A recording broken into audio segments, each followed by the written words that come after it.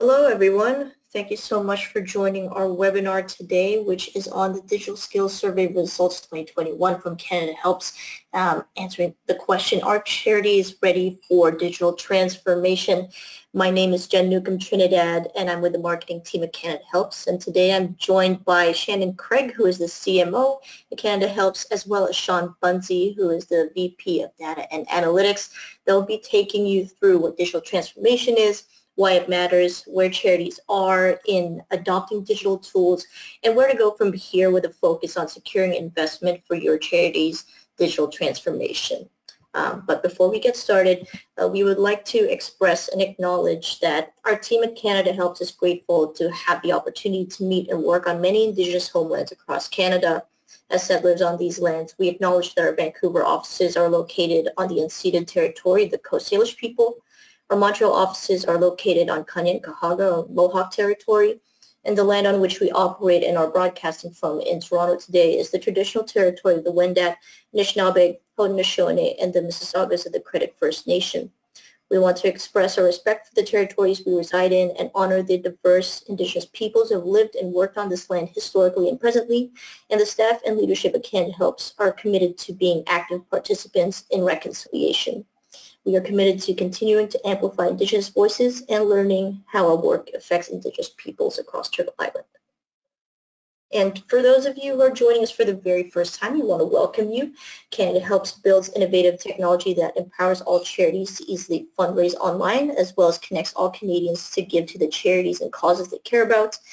For our charities, we offer open access to our full suite of affordable online giving tools with full donor information. And we also provide educational resources so you can better understand your donors and steward them along their journey. And for your donors, we have offered a convenient, safe, and trusted destination for donating to, as well as fundraising for all registered Canadian charities for 20 years. And to date, more than 3 million Canadians have donated over $1.8 billion to Canada Helps, and more than 24,000 charities across Canada rely on Canada Helps' fundraising tools to build capacity. So that's just a little bit about us. In terms of some webinar FAQs, if you're having trouble hearing me, please try turning up your computer's volume, but if that doesn't work, click the sound check option under your GoToWebinar audio panel and select the speaker tab to adjust the volume to the far right from there. And for the best webinar experience, we ask that you please close all other applications as you follow along. And yes, we'll email you a link to the webinar recording and slides within the next 24 hours after the webinar ends. And also please note that you can hear us, but we can't hear you. If you have any questions at any time, just type them into the questions log of the GoToWebinar panel. And we'll go through questions about the presentation during the Q&A portion at the end. And without further ado, I'm going to hand it over to Shannon to kick off the presentation. All yours. Great. So I'm thrilled to be here today and thrilled to be presenting with my colleague Shawn Bunsee, who is our VP of Data and Analytics at Canada Helps. As Jen mentioned, I am the Chief Marketing Officer here at Canada Helps and just so pleased to be here to discuss this really important survey. So as most of you probably know, at Canada Helps, we are dedicated to strengthening the charitable sector. Over 20 years ago, our founders recognized that while you could buy most anything online, there were very few charities that you could give to online. They set out to fix that by launching Canada Helps. Well, clearly today, it's much easier to donate online to any registered charity. That said, our job at Canada Helps is not done. Accepting online donations is just the beginning of ensuring charities keep pace in a digital age. Today, we will take a look at where charities as a whole are at in terms of digital adoption. We will share the results of the 2021 Digital Skills Survey that demonstrates the need for increased investment in digital for charities of all sizes, with an even more dramatic need for digital investment in smaller charities. This need came as no surprise to us at Canada Helps. Looking at the data points on this slide, we know that 90% of charities in Canada are small and with 10 or fewer staff. And we know that 58% of charities are fully volunteer run. We are also very aware that overall, just 9% of annual revenue goes to administration and overhead, and 1% to fundraising, which simply does not leave much left for charities to invest in really changing their digital infrastructure to rapidly adapt to the digital world. Today's session is divided into 4 parts. First, we will discuss the importance of digital transformation. Second, we will share why we did the report and how it can benefit charities. Third, we will dive into the key findings from the study.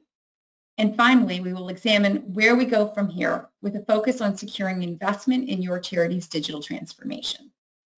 A bit of a spoiler alert, a big part of this last part of the session will be around the need for charities to prioritize digital and to build the case to ensure their boards and funders understand and invest in their digital capacity.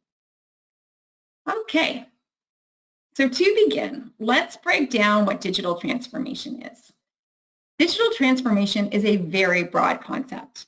The accepted definition is that digital transformation is the process of using digital technologies to create new or modify existing organizational processes, culture, and experiences to meet changing organizational requirements and stakeholder expectations. Really what this comes down to is reimagining service delivery in a digital age. It's about identifying all types of opportunities and threats that digital technology makes possible and determining effective ways for your organization to transform digitally to achieve advantages. Here are just a few examples of the diverse possibilities.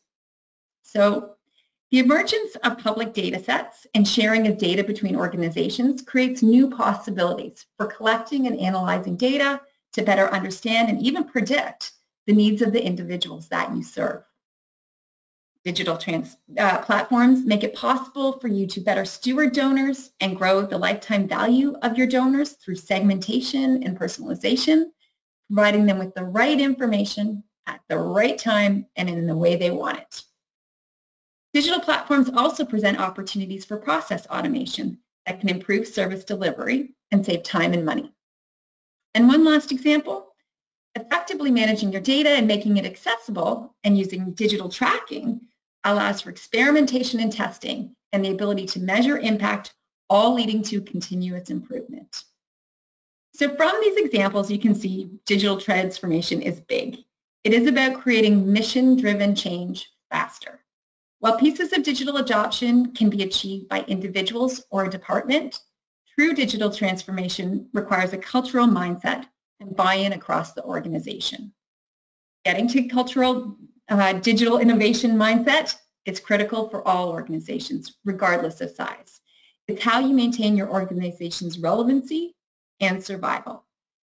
Delivering service in better ways so other organizations, whether those be charitable organizations, B Corps, or for-profit corporations, do not displace you or even worse, potentially pose risk to the community that you serve by doing so in a way that isn't holistic and democratic in the way that charities do. So digital transformation is very critical. We've been talking about digital transformation for decades. We've also seen tremendous focus and investment by for-profit businesses and even countries in digital. It is well understood that digital is where advantages will be derived. Charities are not alone in struggling on their digital journey, though. Here's a few interesting quotes I just wanted to call out. The CEO of Cisco suggests that at least 40% of businesses will die in the next 10 years if they don't figure out how to change their companies to accommodate new technologies. The CEO of Box astutely notes how we are advancing on the digital journey. He notes that the last 10 years have been about changing the way people work using technology, but that now, with the technology foundation in place, the next 10 years will be about innovation and transforming the organization. If that thought instills some panic in you, you are not alone. Many charities are just in the early days of stage one, seeking to integrate digital into the way people work. Last, I included a quote from Charles Darwin. It is not the strongest of the species that survives. It is the one that is the most adaptable to change. His words pack a lot of insight. Just because we are a beloved organization doing important work does not mean we cannot become outdated. Maybe you run an animal shelter or run a hospice. Clearly, personal connection is so important to the work that you do. But leveraging digital is still important, and not just for fundraising. Some of the possibilities became clear during COVID, where we found new ways to provide parts of care and also to allow for connection online. So while I hope that I've shaped the broad context of how important digital transformation is and how it relates to everything your organization does, I'd like to take a moment to highlight the added challenges for charities. Unlike in the for-profit world where you pay for what you get, when it comes to charitable services, in most cases, the direct beneficiary are not the individuals that pay to donate to make the service delivery possible. This makes for greater complexity for charities as we have multiple stakeholder expectations to consider. As the definition we reviewed calls out, digital transformation is about meeting changing stakeholder expectations. A look at the highest level findings from the Giving Report published annually by CanadaHelps shows the urgent need for charities to pay particular attention to younger donors. The report revealed that prior to the pandemic and in just 10 years, giving participation rates dropped 5% and the average donation per Canadian fell 10%. Moreover, it demonstrated that giving is falling to a smaller group of aging Canadians. 55 and older donors give 2 times as much as donors aged 25 to 54. Digital giving was on the rise before the pandemic, but with the pandemic, it jumped by 86%. While we expect this growth rate to soften, digital adoption doesn't turn back. Engaging your donors digitally and enabling your donors to give online is important across the ages, but for younger generations, it is truly table stakes. Their digital expectations are high, and the future health of your charity depends upon them.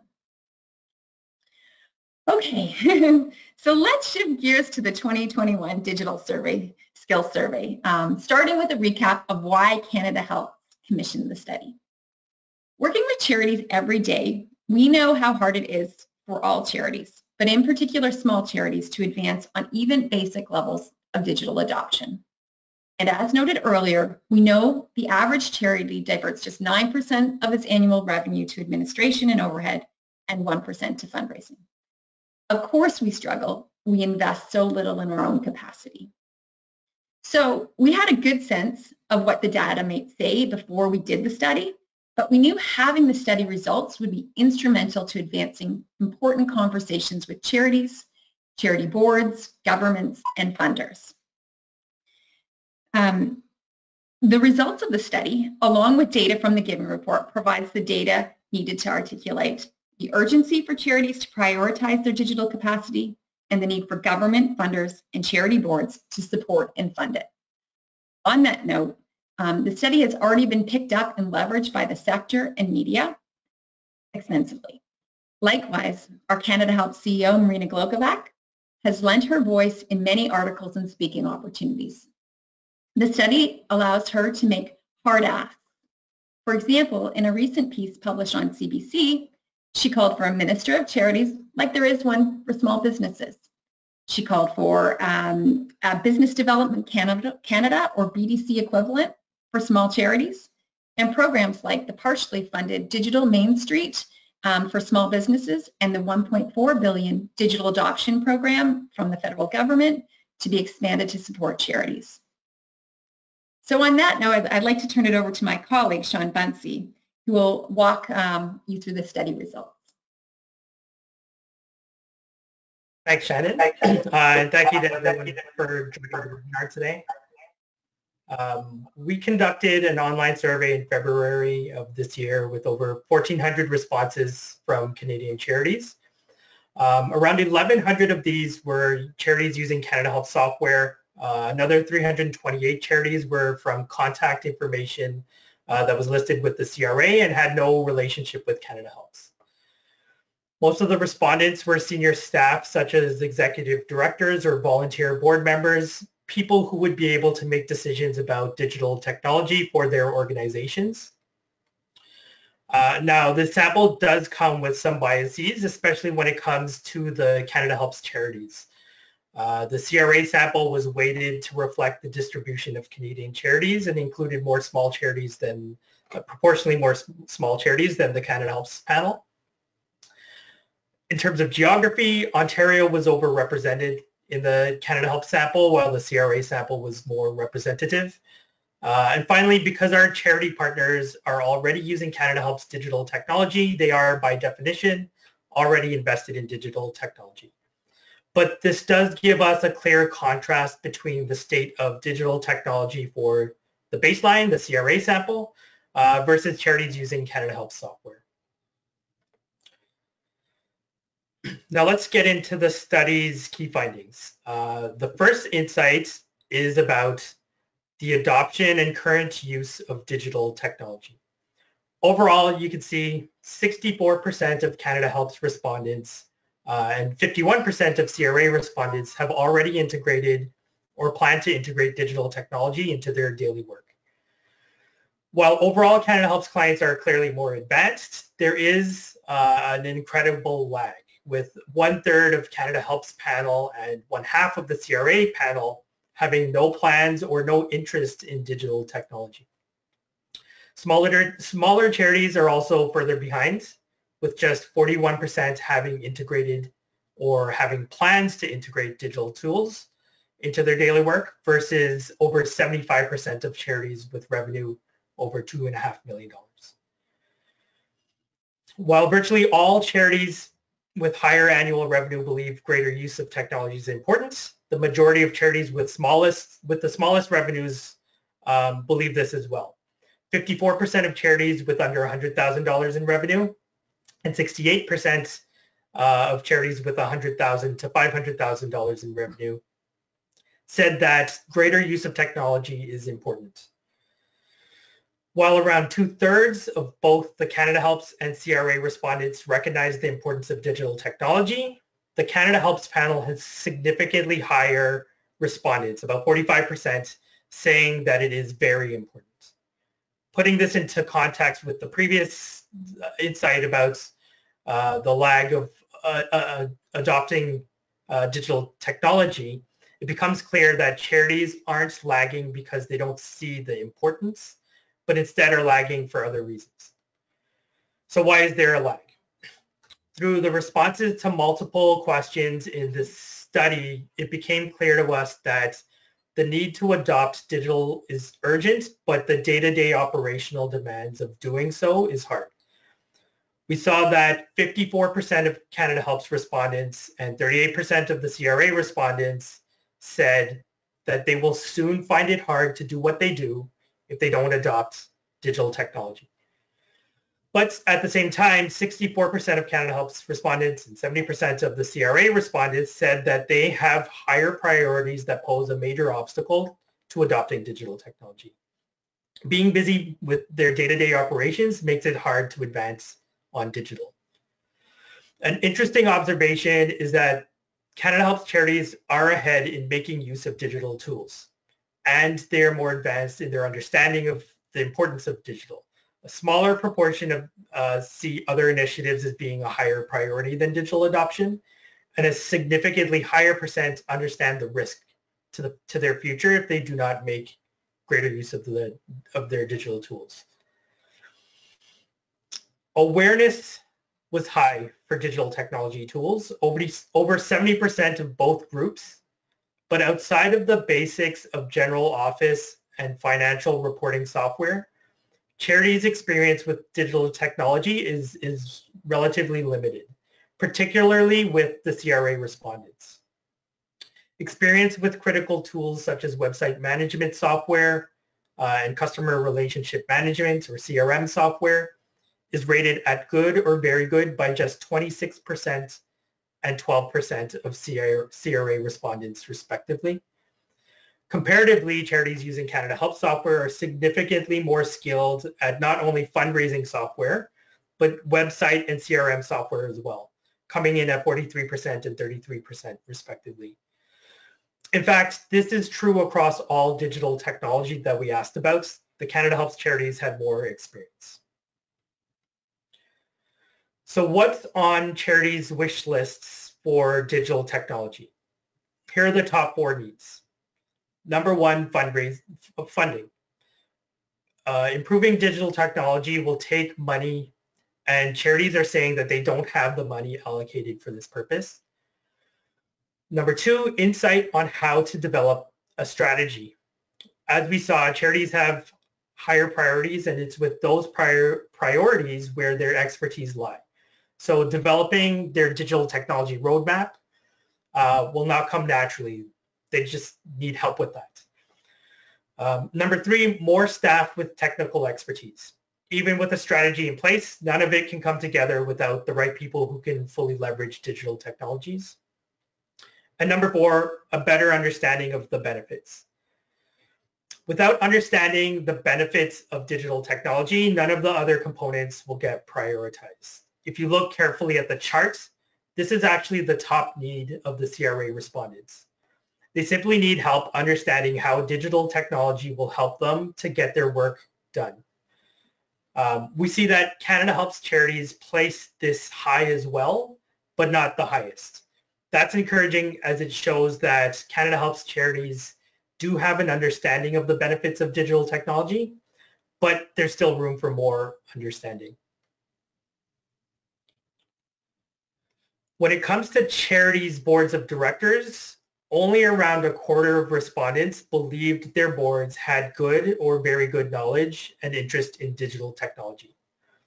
The number is slightly lower for smaller sized charities, the ones with under $500,000 in revenue. Larger charities have higher board knowledge, but only charities in the $1 million to $2.5 million range of revenue have over 50% that say their board's knowledge and interest is good.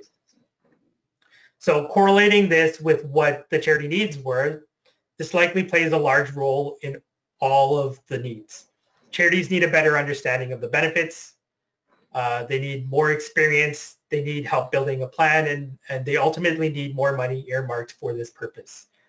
With boards lacking knowledge and particularly interest in digital technology, it's an uphill battle to get the money and all of the rest of the needs in place. In the end, it still boils down to getting a better understanding of the benefits of digital technology. This can help charities arm themselves with the knowledge to educate their boards and fund the areas of need. The final insight to share is the common theme in all of the insights we shared today. So ultimately, this was the common theme from all of the results of this study. Charities that work with Canada Helps are ahead of those that don't. Adoption, our charity partners have more readily adopted digital technology, with nearly 2/3 already integrating digital technology or in the process of doing so. That's compared to around half of the CRA respondents. In terms of recognition and importance, recognition of the importance and the prioritization of digital technology, our partners recognize digital technology is very important at 45% versus 39% for the CRA respondents. Over half of our partners acknowledge that their work will be harder if they don't improve on digital, with only 38% of the CRA sample doing so. This also speaks to recognizing the importance. Charities understandably have higher priorities for their budgets, but less than a quarter of our partners are deprioritizing digital for other activities, while 1/3 of the CRA respondents did that. Getting a better understanding of the benefits of digital is important to all charities, no doubt, but it is the top priority for CRA respondents while being a lower priority for Canada Helps partner charities. So why is that? It's likely because many of our partners already have that understanding and are already focused on answering the other needs. And then filling the skill gap. Canada Helps partners simply have more experience and skill when it comes to digital and the CRA respondents. Of course, online fundraising is one area of significant advantage, but key technologies such as website management, CRM, and virtually everything else that we asked about in this study were also areas where there's significant advantage.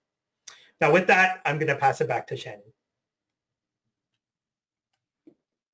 Thanks, Shawn. That was great. So in addition to reviewing the data, I'd like to share just a few of the incredible open-ended responses we received from survey responses.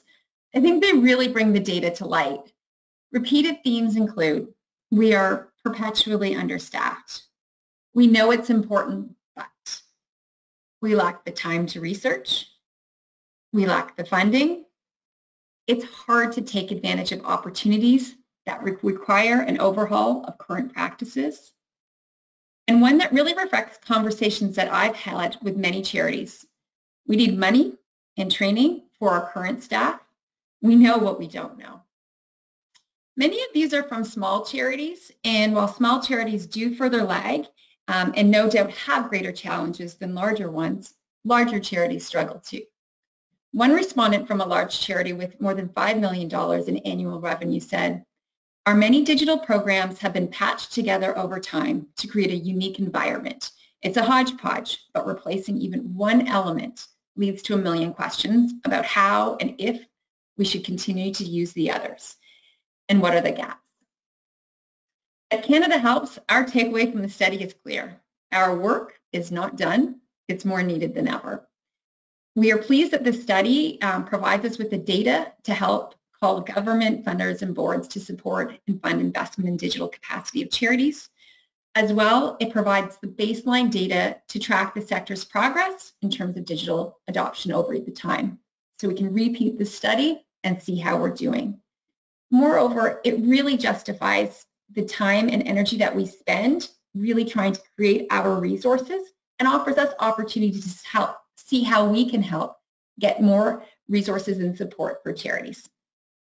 And probably as I go on the next few slides, I will speak to a couple of the intended educational webinars that we have to really help advance this conversation more than we can do in just one day. All right, so the thought of adopting more digital technology is challenging, let alone creating the cultural mindset and processes for getting to meaningful digital transformation. At this point, I thought it would be helpful to share a video we filmed with Dan Kershaw, Furniture Bank. We actually filmed this back in 2017, but it's just as valid today. And I think it really shows, like, time is passing. We just have to get started. And Dan's focus here is on using technology for measuring their impact, but it is packed with meaningful tips. So let's just listen to that for a moment.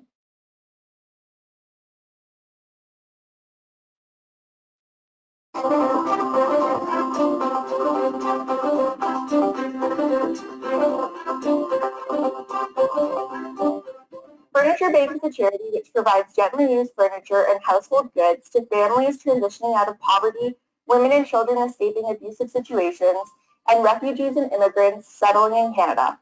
With over 100 social service agencies referring clients to the Furniture Bank located in the Greater Toronto Area, this charity truly makes a house a home. As an organization, our goal is to help all Canadians, to help improve the lives of other Canadians by creating a matchmaking platform across Canada, whereby when you have great furniture, you can call a local Furniture Bank. They'll either come and collect that furniture, they'll upcycle it, they'll improve it, or they'll match it directly to people in need. The furniture that you see around you here is what we've been able to collect out of the community over the last 48 hours. Everything that's you can see here will be gone in the next 48 hours and in a new home. To get 25 families worth of furniture in this building and out of this building every day, 5 days a week, all year round, it's an operational business. And that's where we started, leveraging all the measurement tools we had, including Salesforce. We started to measure all the outputs that came out of this organization. We've got about 180 measurable items that we track every month that touch on every part of the organization. And we all can look at it. We all know that if we have a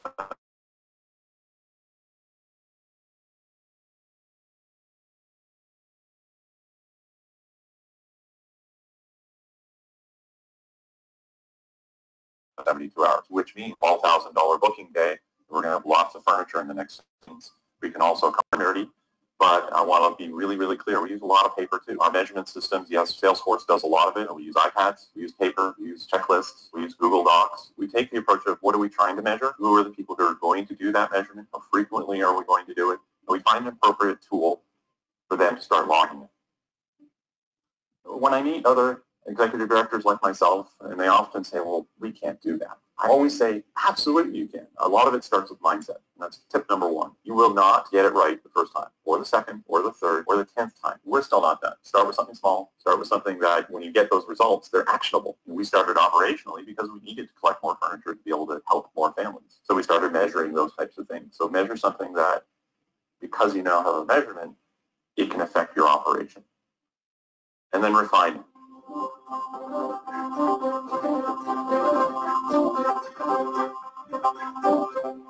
Okay. Well, I'd like to apologize for the sound quality. That didn't come through the best, but I do hope you liked the video and can see some value from it. I love Dan's advice to just get started and to take a practical approach, choosing a tool that allows you to get easily started. Once you find value in tracking data, maybe it's data that is about your impact that you're measuring, or maybe it's data that has to do with, communicating the impact to your donors. Regardless of, in that case, the data that you're tracking, or if it's just another type of digital initiative that you have, start easy, and then once you see that you're getting progress, you can invest further as needed. Transformation is really a process. Get started on the journey and just continue to improve. The more you try, even simple adoption steps, the more gains you will see and the easier increasing your investment becomes. Okay, so where do we go from here? I'm going to answer this in 2 ways. First as a sector, and then as an individual charity. So as a sector, it is all hands on deck.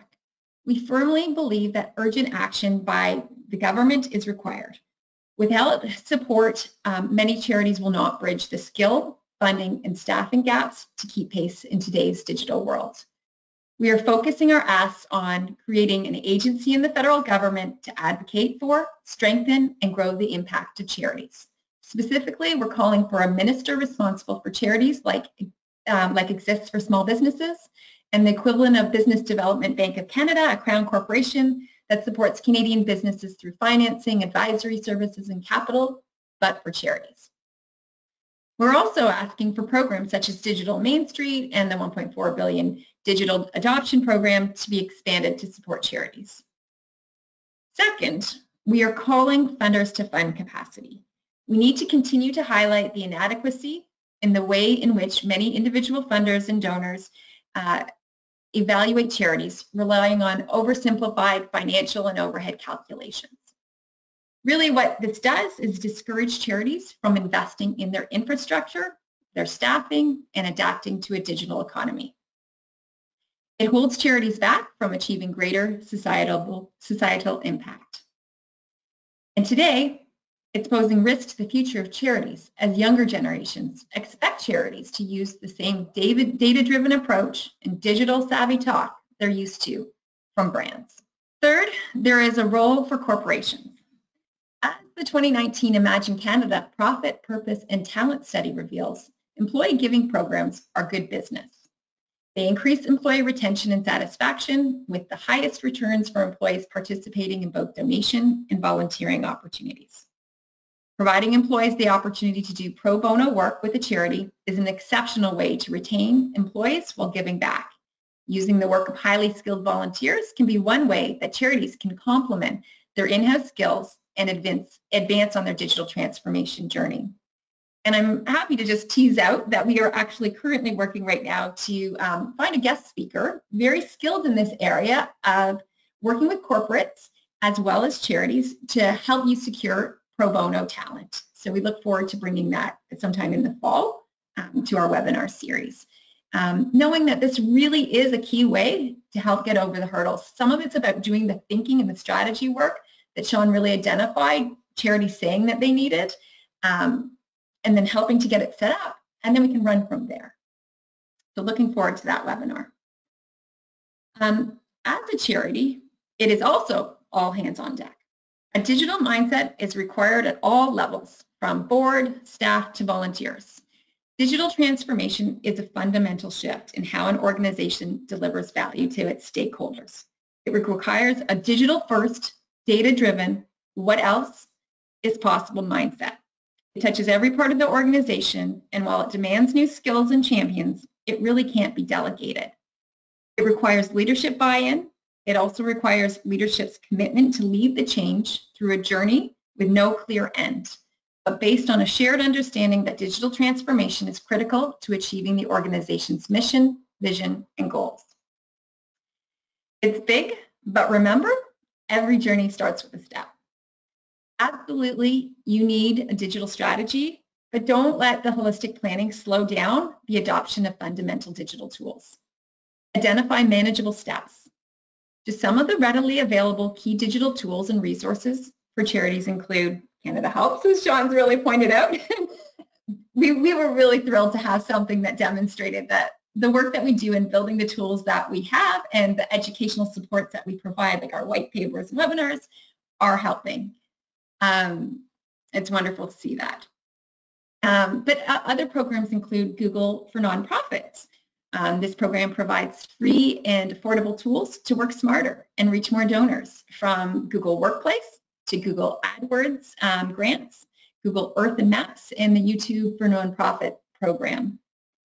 There's also TechSoup, which connects charities to donated and discounted technologies and offers valuable learning resources.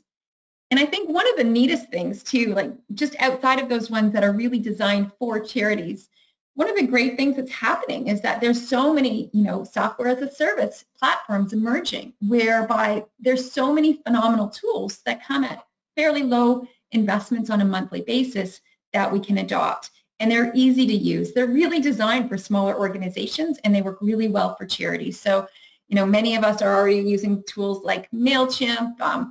There's many different, most of the Google Suite is, of course, free. There's more economical social monitoring tools. It's exciting. More and more options and affordable options are emerging that are really allowing us to move the needle. So I would just suggest that while we want to think big and we want to think about transformation, we also need to just get started. And so you can start with specific projects that you can do, or that you can do with your team, and then you can take on and really collaborate more broadly, bring on some pro bono help, or secure the help that you need as you're ready. And that'll be really key to really starting to innovate and leverage the opportunities. The third thing we just want to call out is that what you can do as a charity to advance is to ask with confidence. So your charity and the collective charitable sector, like collective impact of our sector, we are responsible for some of the most critical work that there is. We are working to create positive systemic change. Simply put, our sector's work is far too important to approach from a scarcity mindset. It's time to understand that the advantages digital can provide, so that funders, your donors, and your board and your staff invest in your capacity to drive impact, and do that through digital. Providing them with clear insights into the status quo of how things work today in your organization and what is possible with the investment in new tools and digital technology will help you secure the funds.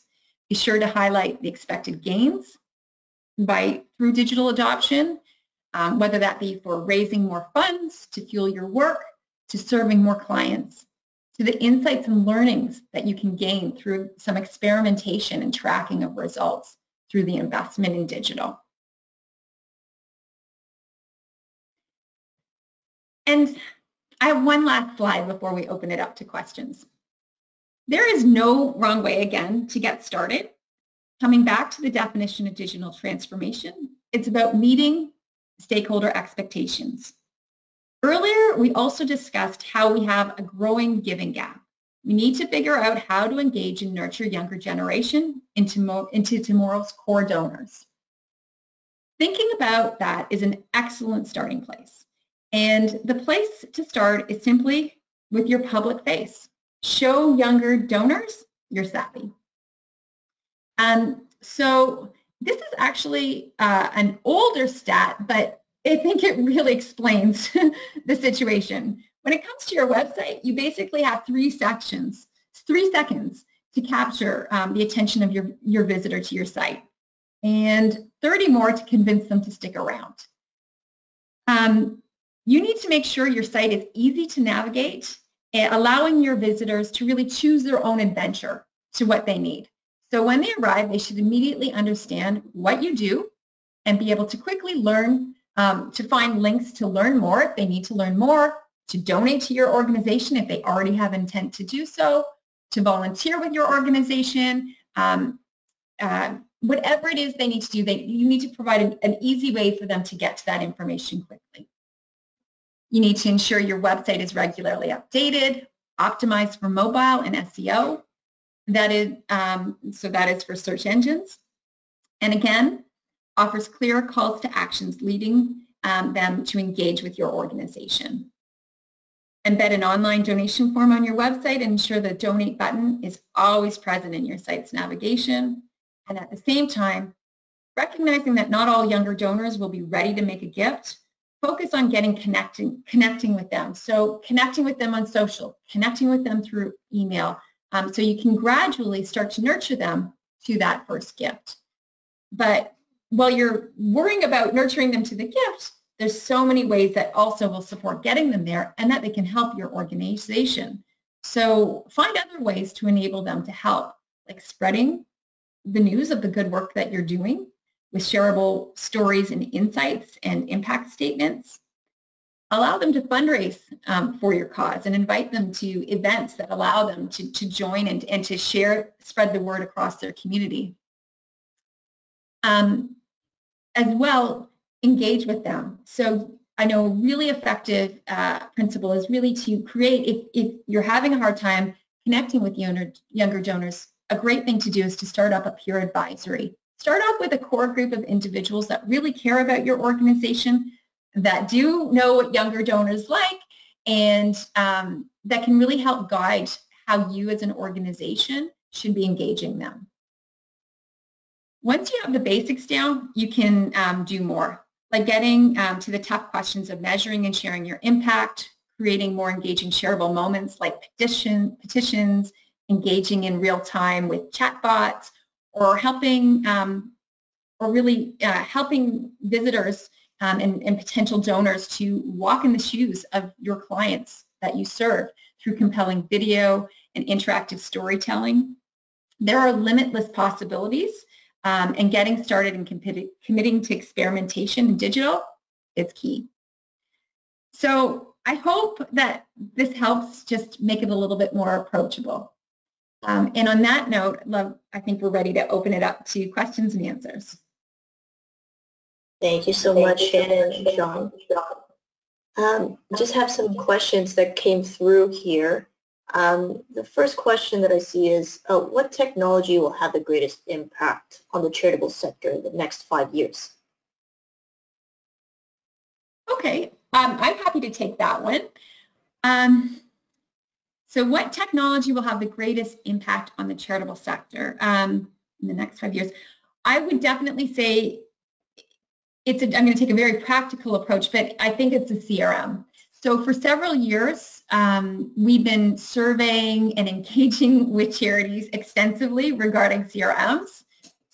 This research led us to build our own donor management system specifically for small charities, really recognizing that there's a gap in the marketplace where so many of the tools that were available, the CRMs that were available, were really built for businesses and or built for large charities. And so we really wanted to help address this gap working with charities. And really, we saw this in the digital skills survey that Shawn just reflected. We know that the majority of charities aren't using a CRM today. And really, your CRM is the glue. It's on the fundraising side. And sometimes you can expand beyond that to your volunteers and constituents. But, really critical, the one I'd say it's on the donor management side. That's really it will have the greatest impact on charities because it's going to allow them to really build more effectively their donor base and protect their revenues in future. Really getting to understand their donors, how they've interacted with them in past. It's really the house where you keep all your data so that when that young donor arrives, you know, okay, this is the last time I connected with them. This is what they've done. This is the journey they've been on with my organization, because they're absolutely expecting you to engage with them in a relevant way. It's what allows you to know whether it's time to ask them to make a monthly gift, to ask to make a small gift, or whether it's time to see if they might join you for an educational event or help share the word. It helps you to understand what is the right ask of that donor by tracking their engagements with your organization. And so I really have to say it's CRM. And of course, it's also because your CRM allows you to save so much time and money, not just to grow your fundraising, but to reduce the overhead costs of administration, automating things like tax receipts for all across your online and offline donations. You know, the ability to see insights, provide those reports that your finance team needs, your treasurer needs, your executive director and board needs, as well as the right reports for your fundraisers. So it's really, really key. So when it comes time to create your annual reports and wrap-up reports, you're not just going and manually creating them all. You've got one place and you're generating an existing report to get the insights that you need to really report upon. So CRM. Wonderful. Thank you so much, Shannon. Next question I've got here. Which tools are commonly adopted among charities? I think this one can be for Shawn. Yeah, I can take this one. So what we saw in the study, general office operational software was the most widely adopted. We defined that in this study as software for documents, files, emails, presentations, cloud backups, things like that. So with it being really, really broadly defined with common everyday tools, it didn't come as a surprise as being ranked as the most adopted. Next was financial reporting software, which was also widely adopted. Of course, as charities, we all have to keep on top of our finances, so that was no shocker either. So those were the obvious ones, along with online donation forms, of course, for charities using CanadaHelps. Beyond that, I would say sort of a second tier of adoption was email marketing, website management and content management systems, event hosting platforms, cybersecurity, website analytics, social media management, and as Shannon pointed out, CRMs. I would say that would be the second tier in terms of adoption levels, at least for the CanadaHelps panel. For the more general population CRA panel, adoption was much smaller for everything except for general office and financial reporting software. Online donation forms fell to that sort of second tier for the CRA panel. And that second tier was otherwise similar to the second tier for the CanadaHelps panel. I would say with two major exceptions. One, it was at a significantly lower level of adoption. So while the CanadaHelps panel, the second tier of adopted software was in sort of the 40% to 60% range of adoption, the CRA sample was a bit lower in terms of 35% to 50% of adoption. And then number two, there was some notable technology not in the CRA sample second tier. Web analytics was a bit lower. It was about 25% adopted. Email marketing was even lower at around 20%. And then CRM was adopted by just 16%. So those are all things that are key areas in optimizing your online fundraising. So with online donation forms and even event hosting platforms adopted by many in the CRA panel even, it would be a natural next step to start looking at things like web analytics, which you can do for free using Google Analytics. Things like email marketing software, so you can communicate with your donors more. And like Shannon pointed out, CRM, just to help manage your relationship with donors. I would say those are the natural areas that I would say would be good to see with higher adoption levels, and sort of, yeah, continuing with the fundraising theme there. Thank you so much, Shawn. Such great examples in that. Next question for Shannon. I know you've already touched on this, but worth reiterating. How do you use digital to improve young donor acquisition? Okay. Yeah, I really will reinforce what I already mentioned, because actually through my volunteer work at just on the side at a charity, it's been so instrumental, forming a peer advisory committee. So really, you know, this is a group of individuals that is really, you'll find hand raisers. You just need a handful to begin with. But people that are really, they're in the audience. They're already on the social channels. They know what they're engaging with. They can see what their peers engage with. They know what resonates, and they also are very aware of organizations that are doing it well. And so I think that peer advisory committees are just essential for charities today to help craft the right message for younger generations, and to do it in a way with the content and the visuals that is so important for this audience. They can guide the process and make it a lot easier for you to really get out there on social, to do email right, to brand, just how you talk about your organization and the work that you do. It's just so important. So can't say enough there about that as a really critical starting point. But when it comes to acquisition, you know, a lot of times you really, I am a true believer, absolutely, you work every organic channel. You try and you create your own channels. And what I mean by that, so organic, you know, making certain that your website is going to show up and be SEO optimized, so that when somebody's searching, if you're a shelter, an animal shelter, and they're searching for animal shelters in Etobicoke, you're the first one listed because your shelter is in Etobicoke. So very important is to build that free traffic that can come to your site. But I would suggest that when it comes to acquisition, sometimes you have to spend money to make money. And so, you know, as soon as somebody comes to your site, you don't want them to leave, and you may not be able to get them right to a donation right away. And so I think what's very important is to step it down, find other points of engagement. So, you know, I love it when I see when you're about to leave a website and up comes the dialogue to join their email book list. I think that's just a no-brainer. You want to grow your social followings, you want to grow your email, all those things that are really continue to be free. There's just staff time to invest to fuel them. But again, sometimes you have to spend money to grow. And I think on donor acquisition, it is really important to consider that. When we think about social, you know, your organic posts on average are reaching maybe 6 to 9% of your followers. And so I'm going to just step that down, because I recently was speaking to a number of people and they didn't really understand this. And so I'll just really describe what I mean. So, you know, I'll make it specific to Facebook. I put out a post on Facebook, even if it's to my own friends, but as an organization, the same rules apply.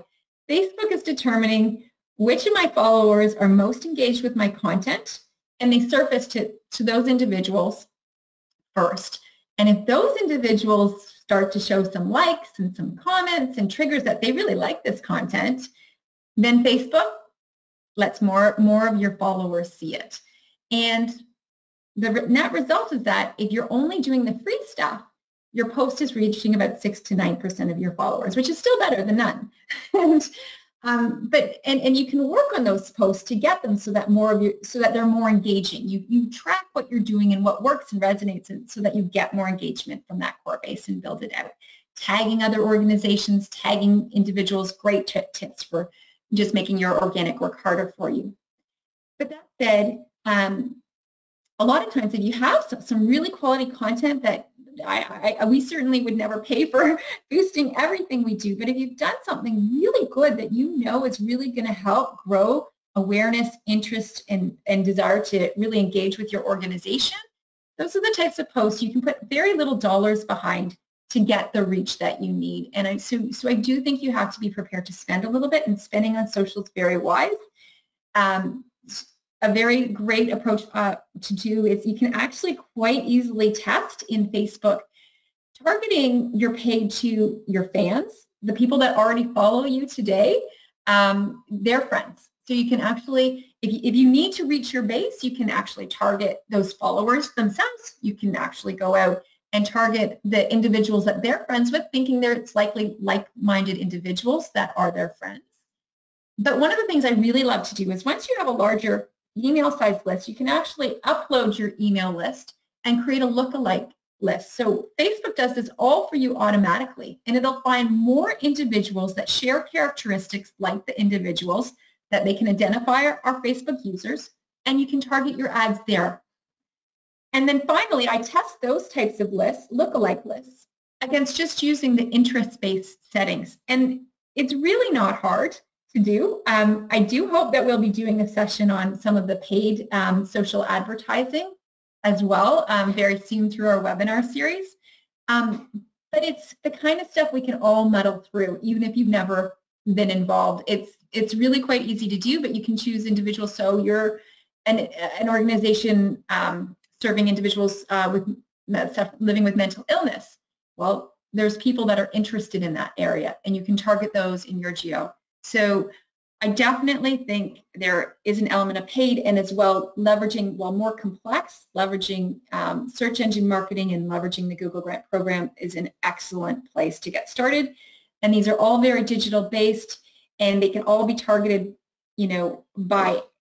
specifically to younger donors, but most importantly, that's where younger donors are. It's really the first place, and they expect you to be there. So that's why I've focused my answer on digital.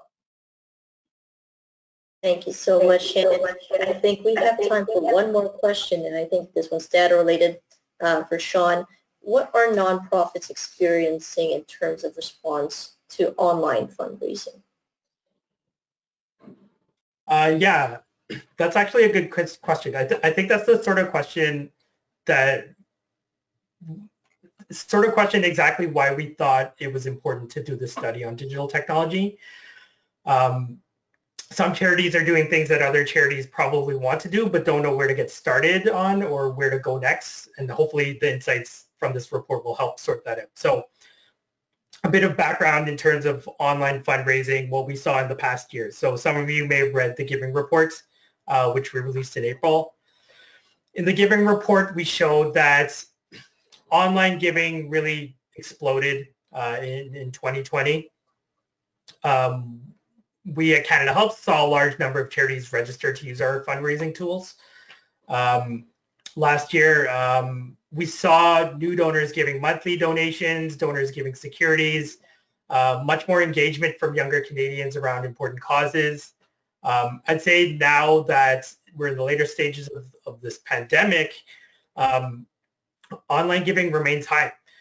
Those charities that registered with us last year didn't suddenly have the urge to stop benefiting from this new channel of fundraising, right? So we're seeing them continue on. Charity partners starting to fundraise again using our peer-to-peer platform. They're starting to hold events again. And even during the pandemic, we saw charities use our platforms in innovative ways. So to answer the question, and of course I'm biased here, of course working for CanadaHelps, but I think the online fundraising angle alone is reason enough to prioritize digital technology. If you're new to online fundraising, I would say try to prioritize website analytics, SEO, social media management, email marketing, CRM. You absolutely need to prioritize cybersecurity. These are things that I think are a must to sort of follow up on sort of your if you're new, or if online fundraising was sort of a big thing for you last year, and you're not doing these things. I think these things might sound scary to implement or not. Depends on your experience or your willingness to learn about them. But a lot are actually, I think Shannon pointed this out, fairly simple, out-of-the-box solutions, fairly inexpensive. Some of them are free. So I think that's one of the things. But to just set up an online donation form and let the donations trickle in without something like a CRM or email marketing platform in place to help nurture that relationship with your supporters, it's just not optimal. And you might be losing out on a really important and growing fundraising channel. So I think a lot of charities are starting to look at what to do beyond just setting up an online donation form. How do we optimize that channel? Those are the next steps I think charities are looking to take. I wouldn't mind adding one little thing on quickly. I know we're just done, but I couldn't agree with you more. And I think one of the things that we always notice as we work with charities is there's a hesitance to engage their donors too many times. But there's soft asks. There's communications that are about staying top of mind. There's soft asks. So, suggesting on Mother's Day to send a gift to friends, oftentimes, or to your mother or the mothers in your life. And those are soft asks, and experience kind of shows you can ask a fair amount. And in particular at times of holidays and critical times, you can be out there a fair amount. And so what you can do is you use your email metrics to know, how are they replying? How are they taking to this? Am I seeing higher unsubscribes? And it's really easy to balance your cadence just looking at readily accessible results of your emails. Great. Thank you, Shannon. Thank you, Shawn, for answering these great questions and for such an excellent presentation. Unfortunately, that's all the time we have left for today. I'll be sending everyone a copy of the slides and the recording shortly in the next few hours, and you'll have access to all these links. Once again, thank you everyone for joining us, and super grateful to Shannon and Shawn for taking the time for this presentation. Hoping to see everyone at the next webinar. Look out on social media and subscribe to our emails if you haven't yet. We'll see you at the next one. Until then, take care. Thank you. Thanks, everyone.